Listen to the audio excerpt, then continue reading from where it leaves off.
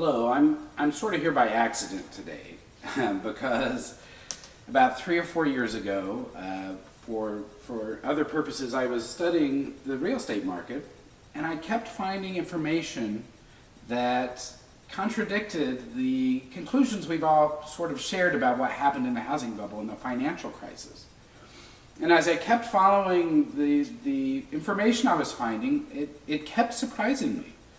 Eventually led to me developing an entire new narrative about what's happened, which basically says everything we think has happened has been wrong and has been upside down. And I ended up devoting several years of my life to this research project. I've got 2 books now that'll be due out in late 2018 with a follow-up book in 2019.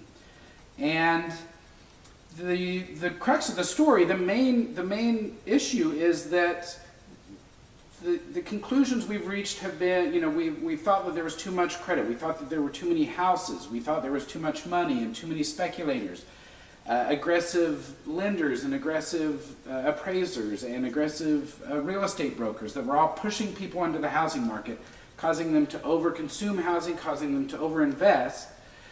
And the truth is more the opposite. The truth is we actually have never had enough houses in the last 20 or 30 years in this country. The truth is our core problem in this country economically is a lack of housing. Now this mainly comes down to a handful of cities. New York City, San Francisco, Los Angeles, and Boston are the main problem. And the problem those cities have is they've become successful center points of the postmodern economy.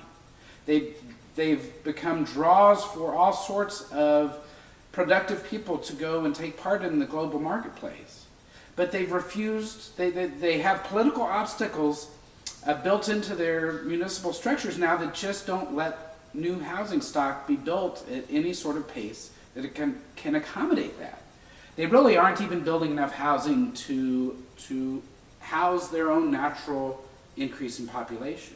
So what's happened is this has created this turnstile migration pattern in this country where you have to bid your way into those cities to get access to economic opportunity.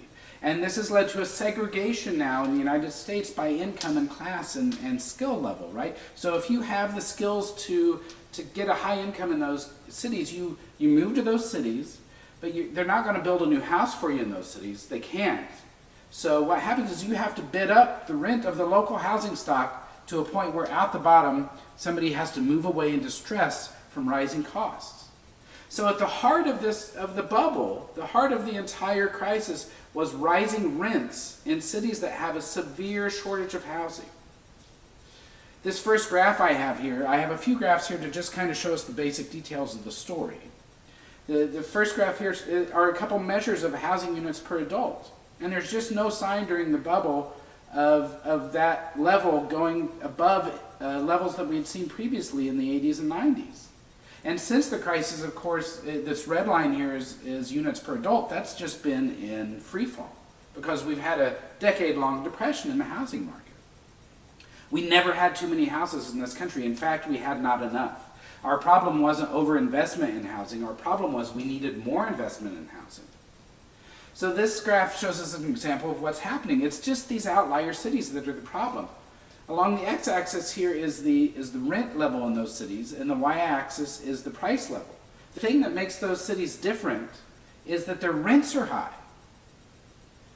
We've misinterpreted this during the bubble and after in public discussions and arguments about what's happened. We've seen price as something that became unmoored from rents. But when we look at individual cities, it's exactly the opposite.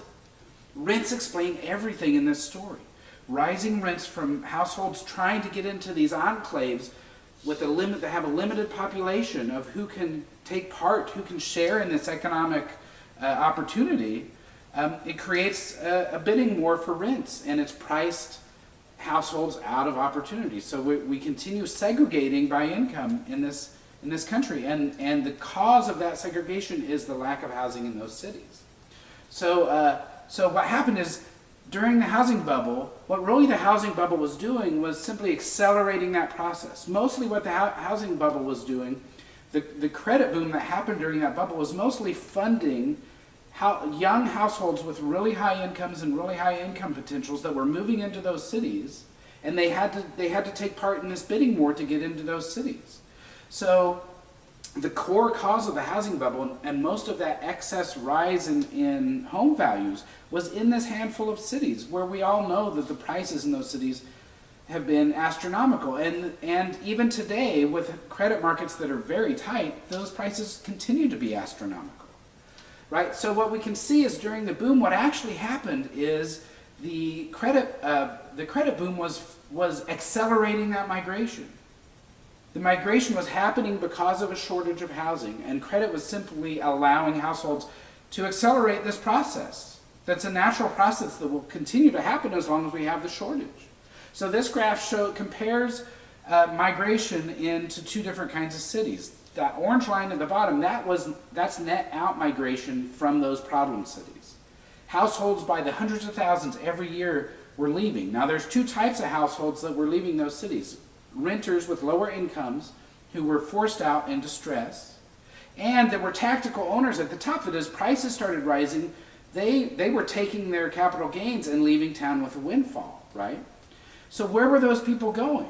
Well, what happens is places like Florida and Arizona and inland California and Nevada, places that had bubbles, even though they have lenient housing markets, those are the landing place for these migrants. This dark line at the top is the in-migration, the net in-migration into those places.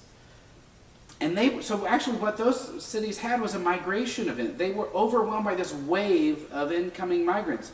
A bunch of them needed investor-owned homes to rent, and a bunch of them had pockets full of money from selling their expensive houses in the closed access cities. So those cities were set up for a bubble, and in a way what happened in those cities really was a bubble. We could call that a bubble. But at its heart, it was still a product of this shortage of housing in the closed access cities. The shortage of housing and the migration event it produced was what caused those cities to have bubbles. So for instance, in a city like Phoenix from 2002 to 2005 or 6, they increased their housing production by something like 50%. And prices doubled during that time, right? It looked convincingly like a credit bubble was happening in Phoenix. But all those extra houses were basically one-to-one matching this inflow of migration. They never had too many houses. In fact, Phoenix's problem was that they also didn't have enough houses because the migration event just became so strong they couldn't accommodate it. So what happened is, we had the wrong reaction to it. We thought it was a credit market, and public policy addressed these things that weren't actually problems. Credit policy tried to bring down home prices, right, by cutting into credit markets. Now we can see here is Atlanta in green and Seattle in blue, and what we can see is that in both of those cities, as in most cities across the country, during the bubble and even the first couple years of the bust, home prices from top to bottom in those cities moved up and down together. There's no sign here of a credit bubble. There's no sign of credit flowing to low-end properties, which are the darker lines here, compared to the high-end properties, which are the lighter lines here. There's no sign of that happening. And actually, even in the early part of the bust, high-end and low-end prices were falling together throughout these cities. What happens in late 2008 and after is we imposed a credit crisis on the country. And now we see the signs of credit in markets. Now in every city across the country during this time, during the crisis and after, we see low-end homes falling 20% or more compared to high-end homes. We imposed a credit crunch on this country that was totally unnecessary, had nothing to do with the boom. So what we've done is we've created an affordability opportunity.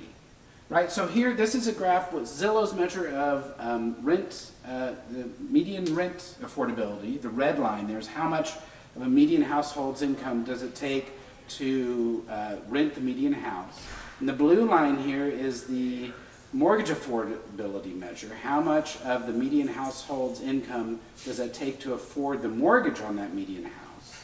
The yellow line here is a line that I've done to sort of adjust that mortgage affordability line. If we adjust for the capital gains that basically inflationary gains that a homeowner would gain over time, and we adjust for the extra costs of home ownership, we get to this yellow line.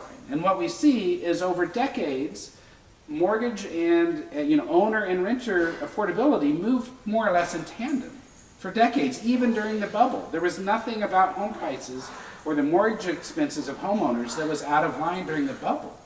What happened was that after the bubble, when we had the crisis and we imposed this credit shock on the country, now we've reduced prices significantly compared to their rental costs.